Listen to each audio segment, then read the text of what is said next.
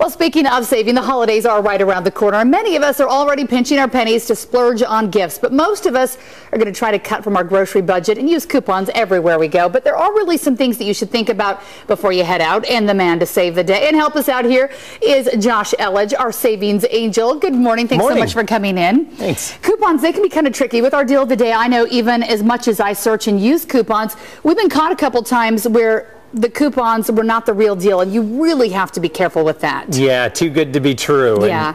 And it's actually pretty easy to come across a fraudulent coupon. Counterfeiters have gotten pretty sophisticated, and with the way that email can spread, and you've got, viral sharing of coupons, whether you realize it or not, you could have been given a bad coupon, and you may not know this until you go to the store and you try and redeem it, and all of a sudden they say, ma'am, you're going to need to come with us. And that's embarrassing. Oh, nobody wants that to happen. Yeah. So what's the #1 tip to know that your coupon is the real deal? Well, I actually have 10 tips, and the first one is don't buy coupons off the internet. I strongly discourage that. There are people who actually buy coupons off eBay, etc. There have just been too many problems. You'll buy, $1 coupons for like 40 cents a piece, and you get them, and you find out that they just seem a little weird. And so my recommendation is just don't bother buying them. Just get them out of the Sunday paper. Print them from reputable websites, and you should do just fine. Okay. Tip #2 is if the offer is too good to be true. Now, it probably is. Yeah. Now, sometimes there are really good coupons that are offered. For example, there was like a free Little Caesars pizza that was offered recently. Yeah. I actually I called them up. I'm like, come on, is this real? I mean, free pizza?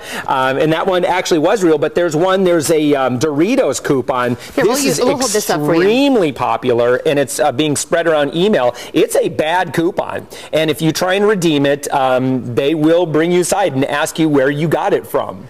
And so you don't want that to happen. So so Frito-Lay is actually doing a lot of marketing to try and educate consumers because they are losing millions of dollars because of this bad coupon. Do you know what I'm looking at, though? This one on the side where it says fraudulent, it has a barcode, and that's usually what you look for. And the one who really is the real deal doesn't have the barcode, which is really interesting, so you gotta watch. Exactly. Barcodes are certainly one of the things you should look for. Also, if it's printed from a completely unrelated website, it's just sitting there on some free hosting website, again, that's a warning flag. If all you have is a PDF and it was just emailed to you, again, another warning flag. If it's free, that might be a warning sign. If there's no expiration date. Expiration dates, usually you're not going to go much further than 3 months. Yeah, if they're eternal, you know there's problems. Exactly. Yeah, that probably. If there's problems with numbers, if there's typos, etc., these are all warning flags. Now, it doesn't mean that they are for sure fraudulent coupon, but you should have them checked out for sure. All right, some good tips to think about as you use those coupons. We don't want you to stop. We just want you to be smart as you use them.